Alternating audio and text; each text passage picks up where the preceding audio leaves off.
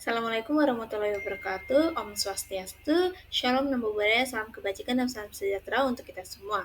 Perkenalkan, saya Faiza Kusuma. Pada kesempatan kali ini saya akan membawakan hasil praktikum bakteriologi dan mikologi veteriner uji sensitivitas antibiotika.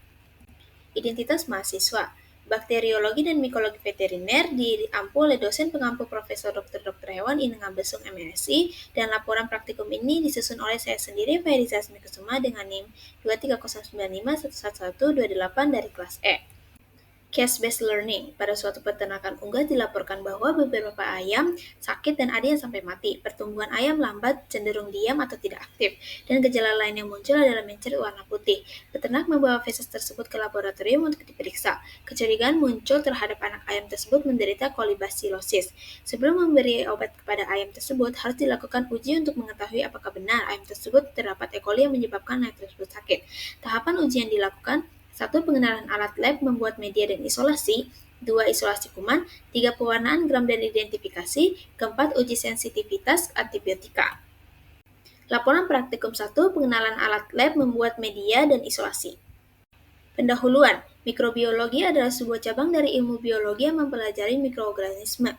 Dunia mikroorganisme terdiri dari 5 kelompok organisme: bakteri, protozoa, virus, alge, dan cendawan mikroskopis. Laboratorium mikrobiologi memiliki berbagai jenis peralatan yang digunakan untuk analisis, penyimpanan mikroba, preparasi, dan juga alat-alat untuk memudahkan berlangsungnya praktikum.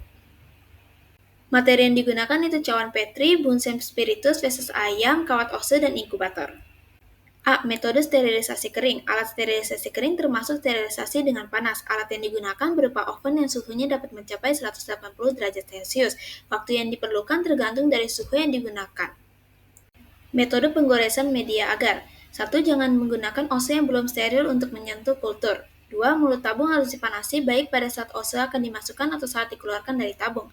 3. Buka tabung kemudian buat goresan pada media agar. 4. Tabung terbuka harus dalam waktu yang sesingkat-singkatnya. 5. Jangan menempatkan tutup tabung pada permukaan area pekerjaan atau menyentuhnya. 6. Ose yang telah digunakan harus disterilisasi untuk mencegah kontaminasi meja kerja.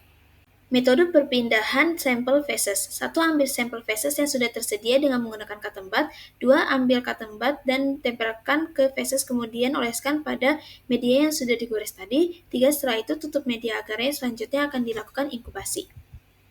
Hasil. Di sebelah gambar kiri merupakan nutrien agar, dan di tengah merupakan eosin methylene blue agar yang terdapat koloni E. coli, dan di sebelah kanan merupakan eosin methyl blue agar.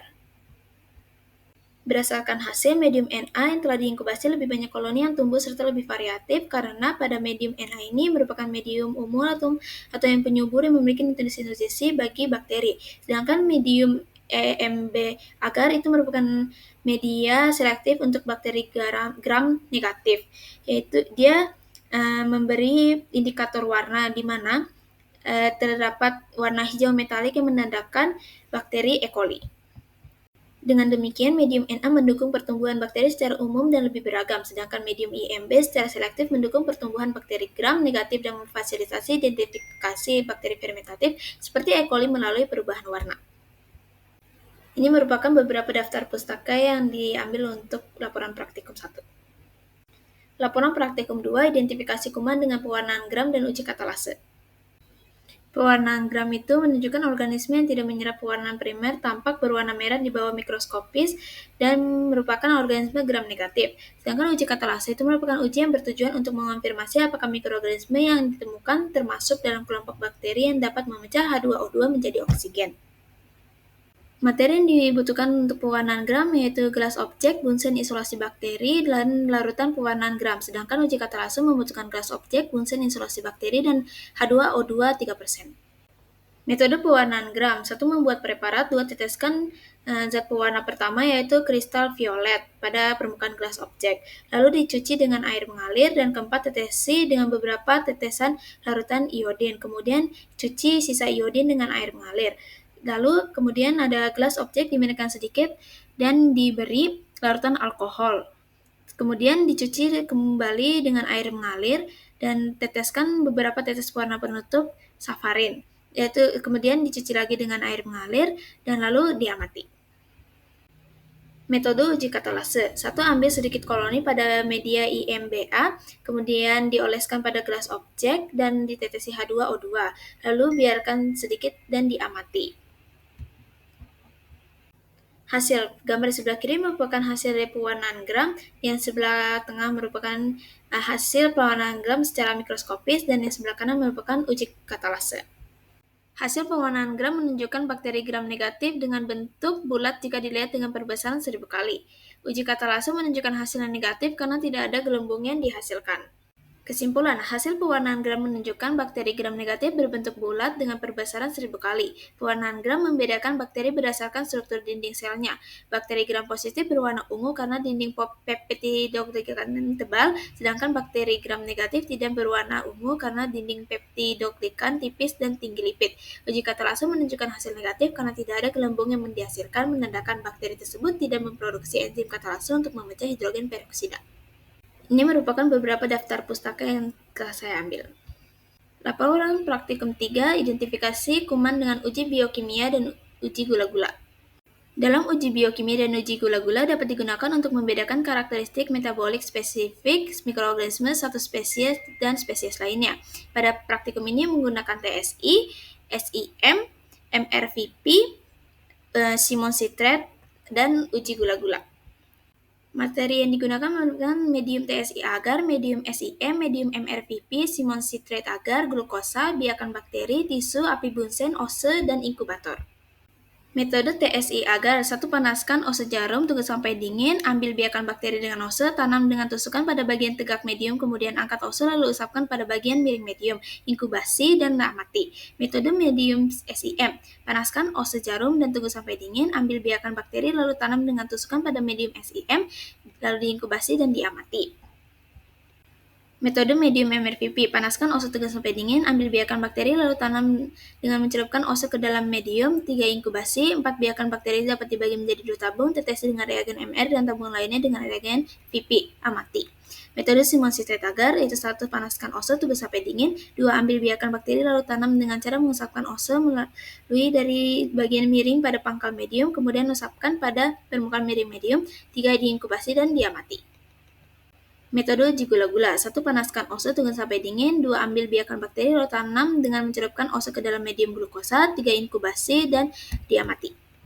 Ini merupakan hasil, dimulai dari sebelah kiri itu ada TSI agar, SIM medium, MRVP medium di mana MR yang sebelah kiri dan VP di sebelah kanan, Simon citrate, dan uji gula-gula. Pembahasan TSI agar. Hasil dari penanaman koloni tunggal di media TSI-A tidak terjadi fermentasi karbohidrat.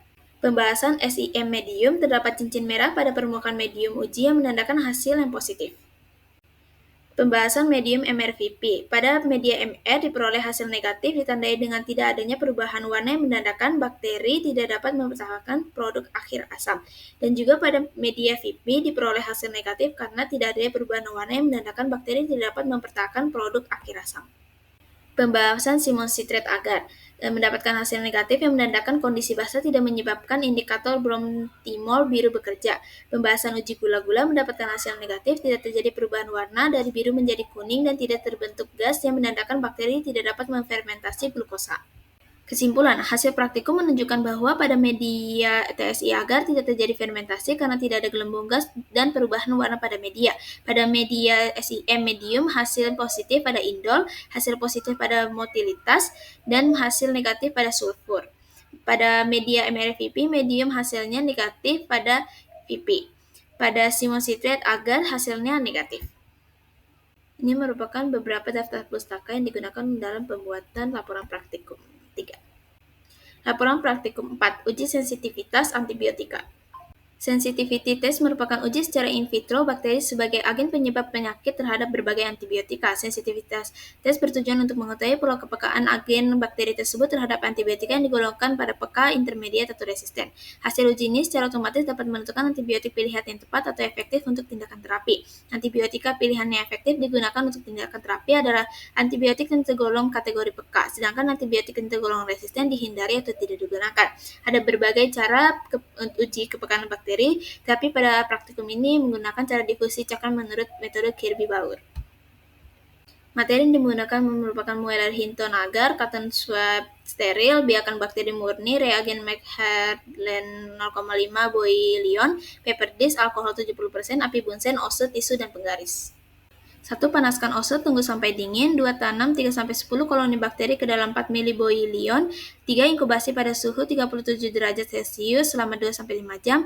4. Amati pertumbuhan bakteri, tandai terjadinya kekeruhan medium, lalu cocokkan dengan standar kekeruhan McFarland 0,5.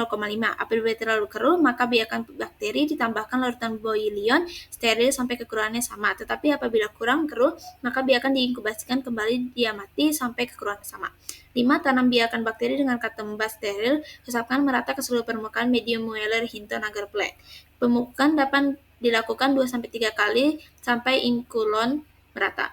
6. Tunggu sesaat sekitar 5-10 menit, lalu tempelkan antibiotika dalam bentuk paper dish pada permukaan medium biakan dengan jarak kurang lebih 2 cm dari tepi cawan Petri, demikian juga dari paper dish yang lain. Pada umumnya, satu medium cawan Petri berisi 5 paper dish. 7. Inkubasi pada suhu 37 derajat selama semalam, lalu amati dan catat hasil killing zone yang terbentuk pada masing-masing paper dish. Masing-masing killing zone dicocokkan dengan killing zone standar, lalu disimpulkan hasilnya.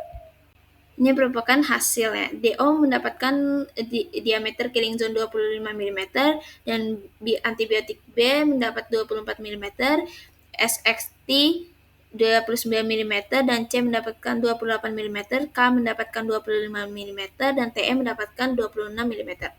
Pembahasan antibiotik dosis siklin, chloramphenicol, trimethoprim, clindamycin, dan bacitracin mendapatkan hasil diameter killing zone yang tergolong dalam kategori rentan tetapi terdapat pertumbuhan koloni di killing zone. Hal ini membuat 5 antibiotik tersebut tergolong dalam resisten. Sedangkan antibiotik kanamycin mendapatkan hasil diameter killing zone yang tergolong dalam peka. Hal ini dapat ditandai dengan tidak adanya koloni dalam killing zone tersebut.